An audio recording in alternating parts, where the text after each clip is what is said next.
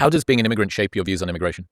I just think I don't have the political correctness BS approach to it. So I can be honest and say, I think some immigration's good if it's carefully selective and if we're bringing people who have the potential to contribute. Mm-hmm. I'm just not constrained by this, because no one can accuse me of hating immigrants, right? So that don't make no sense. So then I don't have to deal with that before I say my actual opinion. It's a very slippery argument because it goes from you're exclusionary, you don't know what you've got, you've never needed to go through this, to you've pulled the ladder up after you. Yeah. It just continues to sort of move down the predictable stack. Yeah, but the other thing about it is that every immigrant will tell you, some of them will tell you this in private rather than in public, but like, I know the Russian society, there's some amazing people in Russia and in Ukraine and all of Eastern Europe, talented, creative, driven, ambitious, really, really resilient in ways that are hard for people actually in the West to even comprehend. Really brilliant people.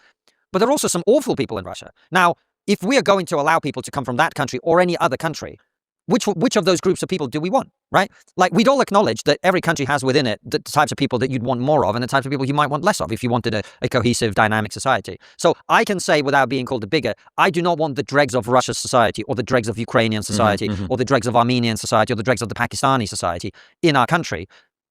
But I do want some of the best people who might want to come from all of those countries to come here and contribute. Okay, so what I think he's saying is he acknowledges that he himself is an immigrant. But I think in his mind, he's one of the good ones in that he feels that he's got something to contribute. We've got no idea what he's got to contribute, but he feels that he does. And in that way, he feels justified. Then he goes on to try and separate himself from other immigrants, saying that he's not the bad one, but we want to keep away from the bad ones, the undefined bad. And this is why it's problematic. The undefined bad is all immigrants. So that includes him. But to be honest, I do think that he's missing the point. I am born of this country, but I think the thing that all countries understand and everybody agrees, there is a level of immigration which is too much. And I actually agree that we are already there. And it's not by just doing an eyeball test, it's by looking at the numbers. And I think it's not in any way racist for the indigenous people to be worried about incredibly high numbers of immigration. And again, that's where we're at. So everything else that he's saying about this and that with immigration is actually a red herring. We're not only looking for doctors and entrepreneurs. Yes, we need those, but we also do need people to work in the farms, people to work in the hospitals. We need people to fill the job gap. So yes, we should be more selective about who we bring in. Correct.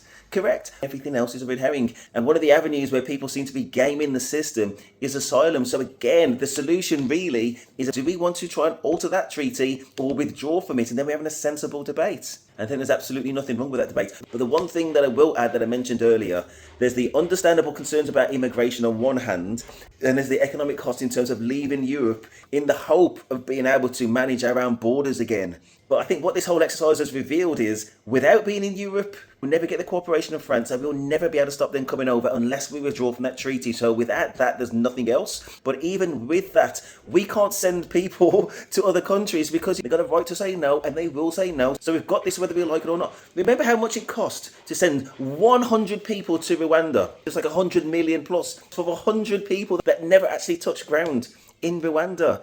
We've got over 50,000 people coming over on the boats. So I think there needs to be a level of honesty about, number one, what can be done? How can we filter out the people who are not genuine asylum seekers and avoid stigmatising the whole group? Some of them will be genuine asylum seekers coming from really awful situations in their home country. The types of people that, all things considered, we're happy to offer sanctuary to, and they're being harassed just like everybody else. And that is against the law because it's harassment and it's not British. But I hope that we can have some sensible debates about the practical, legal and responsible ways that we can limit these immigration numbers.